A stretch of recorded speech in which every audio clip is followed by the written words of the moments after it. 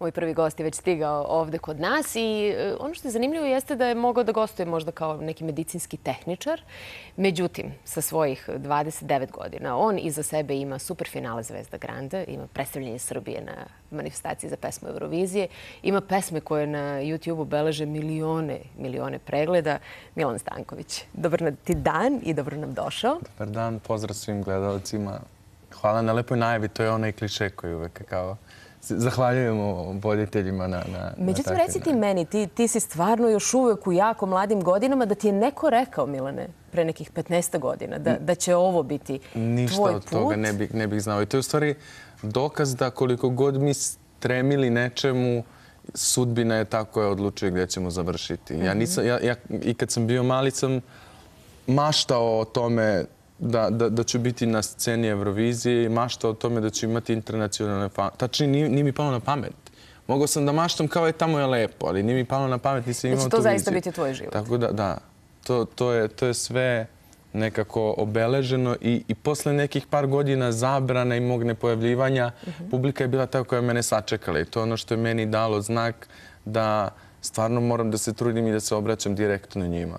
Da, i ta tvoja prva faza popularnosti je zaista pokazala nešto. Ti si se odvojio i ti si, deluje mi, prvi koji je napravio ono što mi gledamo ovako kod inostranih zvezda, kod Justina Biebera ili kod nekih drugih. Ti si imao svoje sličice. Justin Bieber je pre Justin Biebera, jeste. Pa da, ali ja se toga sećam. Ovako u poslozi su stajale tvoje sličice. Naprimjer, ja to nisam nikada primetila za nekog drugog pevača. Imao si svoje fan klubove, devojčice su tu bile. Znalo se, je li tako, ko si ti? Tako je. I danas je tako, samo što smo sada proširili publiku i kako sam sazreo muzički, počeo da komponujem i da se više bavim produkcijom, jer odavno sam prestao da sebe doživljam kao interpretatora. Generalno, danas je to toliko lepo.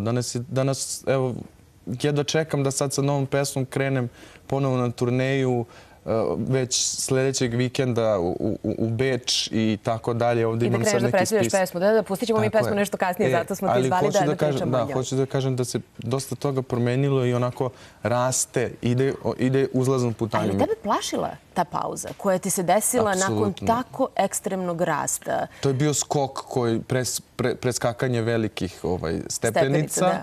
I onda odjednom jedan rez koji nije ni malo laki. Ja sumnjam da bi se, tačnije ne znam ko bi uspio da podnese i takvu medijski linč, a i samo produkcijsko, muzičko i svako drugo postojanje koje je tada izostajalo. Šta ti je tada bilo važno, Milane? Kako si ti izgurao to vreme, da ne možeš da se baviš svojim poslom i da ne možeš da radiš ono što najviše voliš? Pa samo da ostanem zdrav. To ti je bilo važno? Da. Šta su ti savjetovali tvoji bliži? Šta ti je savjetovala mama? Moja majka je, ona stalno brine. Ja više nju ne mogu da pitam za savjet, zato što ona samo brine. Šta god ja da pokušam da uradim, to će biti i jao. Znaš što su mame? Da, to ti je potpuno prirodno. Ali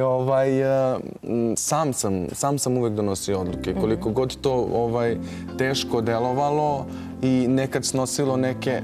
Vidiš šta smo ti našli? Ovdje sam sladak i ovakve naočare mi trebaju sad za vid. Ponovo. Hoću da ih nađem ako ima neko, to bi bilo fino da ih nađem. Da, to je sa sestrom. Stilski bi se lepo uklopili. Ono što je jedna onako tužna činjenica koja karakteriše tvoje detinjstvo jeste da si ti jako rano ostao bez tate, je li tako? Sa svega 4 godine. I onda je mama zaista primarna figura u tvom životu. I mama i tvoja sestra. Da, mama je na pijedestalu, sestru obožavam, evo sinoć sam bio sa njom. A to što sam bez oca, pa to je... Ja ne mogu da opišem kako je to, ne znam kakav je to osjećaj imati oca. Tako da, eto, to je možda i razlog zbog čega sam se ofarbao u plavo i došao kao neki potpuno novi izmišljen lik. Kako to misliš? Šta mi govoriš time? To večer pred audicije ja sam htio da budem nešto drugo, da se pojavi nešto novo. I sjećam se da sam otišao kod frizera i ofarbao se potpuno u plavo. To je bilo tad žuto. Pa sam morao da nosim neki još žući kačket da to ne izgleda tako tragično. Ali mislim da mi je trebalo više vremena za sazrevanje i nekako sve idem sam svojim putem. Nema tu ko da mi kaže stani ili idi. Jesi tada morao da napraviš i neki zid oko sebe? Jesi morao da očvrsneš jako brzo? Apsolutno sam bio u nekom inkubatoru što se toga tiče sazrevanja i prolaženja kroz raznorazne situacije. Generalno ovaj posao sa sobom nosi dosta ljudi, promena gradova, meridijana iz vikenda u vikend. I ja sam kupio u stvari kulture, upijao gde god sam bio i tako kreirao sebe. A si svestan I zbog toga mislim da sam toliko karakterističan i voleo bih da ljudi razumeju sve to što sam ja razumeo. Da, i to i hoću da te pitam, jesi svesna da zbog toga su ljudi često govorili onako i da si uobražena? Ja negde danas gledam da je to tvoja... Ja moram da taj neki zid postavim. Bila je tvoja mladost i tvoja neka samozaštita. Tako je. I zato smo pesma Ego koja je trenutno stvarno... Pa nećemo da se hvalimo, ali mislim da ako pričamo o egu... To su konkretne cifre, nije hvaljenje, jel? Ne, pričat ćemo o statistici, da. Ali ego mi je nekako bilo tako simbolično i lepo da otpevam ja i sve se poklopilo. Šta ti je bilo važno? Šta si ti hteo da poručiš? Kakav je tvoj ego? Kako se ti nosiš sa svojim egom? Ja, pa... Kako kad? Nije lako. A šta ti je bilo teško tu? Pa nije lako zato što ja sam čitao dosta knjiga o tome i generalno ne živimo u vremenu u kom je moguće, pogotovo u ovom poslu, funkcionisati bez ega. A biti bez ega i živjeti u sadašnjem trenutku je ono što je cilj svih nas. Ćemo da čujemo malu pesmu? Hajmo. Pošto je već krenula, imamo tu i simbole ega. Imamo tu i simbole. Ajde, pričat ćeš nam posle.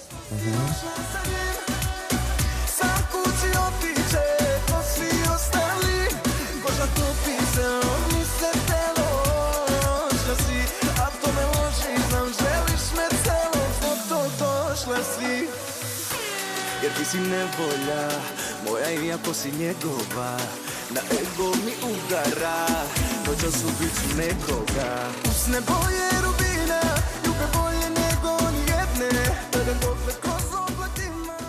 I evo nas, ponovo smo u studiju. Milan Stanković je moj gost. I šta nam kaže ta statistika za ego u ovom trenutku? U ovom trenutku preko 4 miliona. Prvi dan je bio 1 milion pregleda, a na Deezeru smo, pa eto, odmah uz Ed Sheerana, uz Sean Paula, tako da tu smo 3., 4. mesto po slušanju. I kako se osjećaš kada to vidiš? Pa znači da ono što smo radili je pravo, jer smo se stvarno dosta svi trudili. Ja sam od montaže, kolor korekcije, spota, pesme, priče, stylinga uključio sve ljude tu da to ispratim onako i uobličim, jer 1.5 godina ništa nisam izdavao i nekako uvek imam veliku odgovornost prema tim ljudima koji me čekaju. A čekali su me i zbog toga što mislim da se isplatilo čekanje i da se isplatio sad trud. I sada kada si mi malo čas rekao, ja odavno već nisam samo izvođač, kako ti vidiš sebe u ovom drugom svetlu? Kako vidiš svoje poruke? Kako vidiš to o čemu pevaš? To šta komponuješ? Šta pišeš? Šta je to što bi ti voleo da ljudi prepoznaju u tvojim pesmama? Ja sam bio mali i igrao se i nisam znao šta radim. Sada znam šta radim, ali i dalje se igram. Što je lepo. Što je lepo, inače da se ne igram ne bi bilo te neke draži. Onda morate uvijek da imate neku ljubav i neku svrhu. Pogotovo u ovakvim poslovima u kojima ste toliko izloženi, u kojima ima toliko odricanja, u kojima ima toliko ulaganja. Morate imati neki u sebi, ne mora to da bude viši cilj, ali svrha svakako. Tako da to još uvek sam mlada da bih ti tako lako odgovorio na sve to, ali čitam i kad se budemo videli kroz par godina, objasnit će ti sve. A što se tiče tog produkcijskog posla, komponujem i za sebe i za druge. Imam dosta planova i mnogo kreativnih ljudi oko sebe. Mislim da ćemo praviti nešto mnogo lepo. Ne bih ništa da najavljujem unapred, jer sam, ne znam kad bi to moglo da bude, i album i sve što bi moglo da ide uz album i još neki novi likovi, sve to sveže, jer tada, kada sam se pojavio 2007. 2008. kad već, to je bila moja ideja da se pojavi neki novi pevač. Umeđu vremenu su se pojavljivali razni, ali mislim da u poslednjih 10 godina se nije rodilo nešto apsolutno drugačije što će pomeriti muziku, scenu i slično. Imali smo sve one etablirane ljude koji su tu radili i gradili i slično i ja bih sad samo Ti bi volao da to malo uzburkaš. Malo da se tu igramo. Ja, znaš da si se već promenio? To je moj utisak. Pa ja sam se promenio fizički. Ne malo. samo to.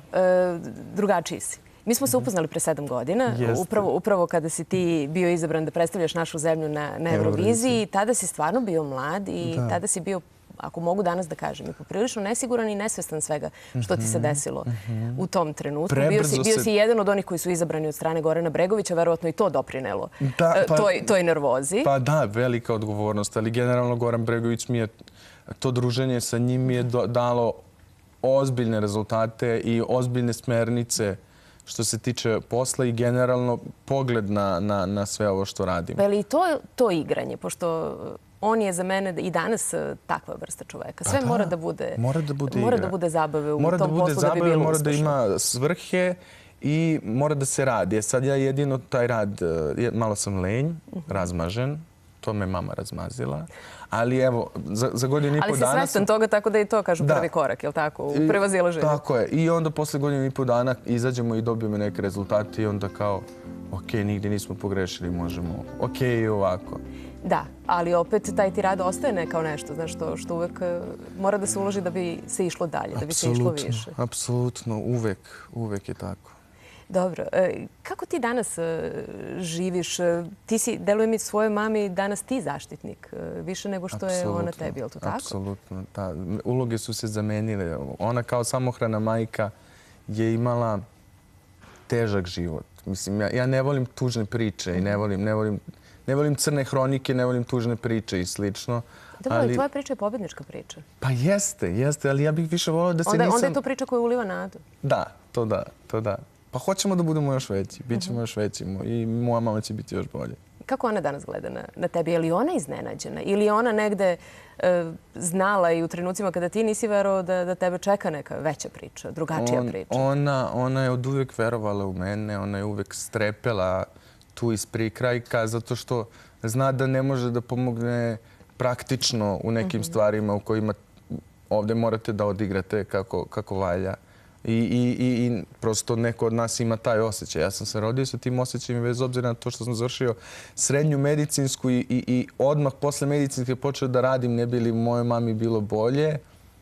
Ja sam se prijavio na audiciju, odlučio da krenem u muziku i mislim da je definitivno scena moje mesto i planiramo da budemo još veći i da ponudimo još više. Kako je to, Milane, kad si osoba o kojoj svako ima neko svoje mišljenje? Teško. Meni je to, ti si tako praktično i stasao i odrastao i sigurno je to jako teško za jednu mladu osobu da pišu o njemu i istinu i neistinu i ovo i ono. Ovih godina, par ovih godina, kada sam se posvetio isključivo poslu, stvaranju i nastupima i shvatio da isključivo moje direktno obraćanje publici znači najviše, zanemario sam to. Inače, da sam živeo od komentara i od mišljenja drugih, sigurno ne bih postojao. Prosto nema šanse da se to izdrži. Znači, to je put. Da se ne vodi računa o tome. Put je da se ne vodi računa o tome, jer ljudi koji su profesionalni, njih slušam i njihovo mišljenje mi znači. I ljudi koji me razumeju, a ja se trudim da iz godine u godinu me sve više njih razume. Jer ja se sjećam pre par godina kad sam počeo da nosim ovako spuštene pantalone i slično, tad sam... To je bilo jako neobično. Tad je to bilo haos i onda to dolazi. Onda kad sam bio ja plav, tad je to bilo haos. Onda kad je Justin Bieber bio plav, onda više nije haos i tako dalje. Tebi mnogo sreće i mnogo ti hvala što si bio kod nas u 150 minuta. Uskoro ćeš nam i pevati uživo. Tako da slušamo Milana Stankovića.